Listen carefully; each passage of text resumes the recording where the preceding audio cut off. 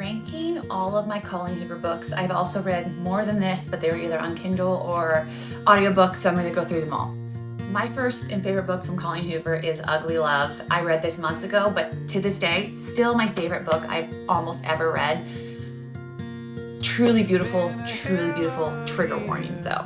I gotta say, I think November 9th is my second favorite, if not up there with Ugly Love. This book, I read in one night.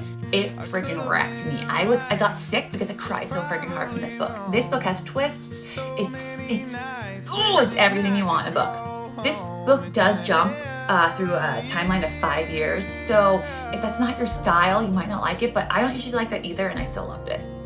Verity is also up there. I think these three are definitely my favorite. Verity blew my mind, literally. I want to read it again and just see if I can kind of figure out where I think there's more clues of what might happen. Let me know below what team you are, because if you've read it, you know what I'm talking about, but I'm not going to ruin it for the viewers. So this book was incredible, mysterious. I hear she's going to write more like this, and I really hope she does, because it's incredible. Okay, so this is It Ends With Us. I went into this not understanding the trigger warnings, and it really affected me personally from things that I've gone through personally in a certain way. And so for me, it was a great book. I lost it at the end. Throughout the book, I found myself wanting the wrong person to win. And it just made me reflect on my life and how I picked the wrong people in my life. And so I think I was mostly pissed at myself. But this book and all, I will read it again someday. It's truly a phenomenal story, but again, trigger warnings.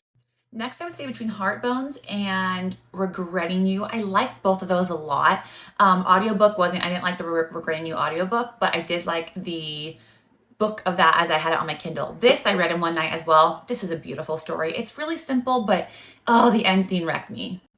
I just finished Confess the other day. It was okay. It was not my favorite, but I finished it in one night. So it's like, it's great, but it didn't have the kicker, didn't hold you. I thought there was gonna be more with the whole confess idea, but there wasn't that much to actually confess. I don't know, that sounds bad because there is still like a lot of trauma in the book, but for me, it just didn't do what all of her other books have done. And then I've also read Hopeless and Layla. I listened to Layla as an audiobook, and he's so sexy. The guy, the narrator, loved him. The story was okay, but I liked Verity better.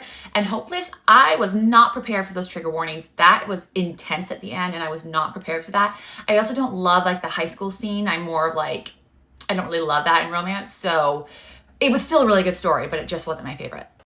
And I have not read All Your Perfects, but I will start it soon, and I hear it's really good. I just think the cover is so freaking ugly. I don't know, it looks like 2004 to me.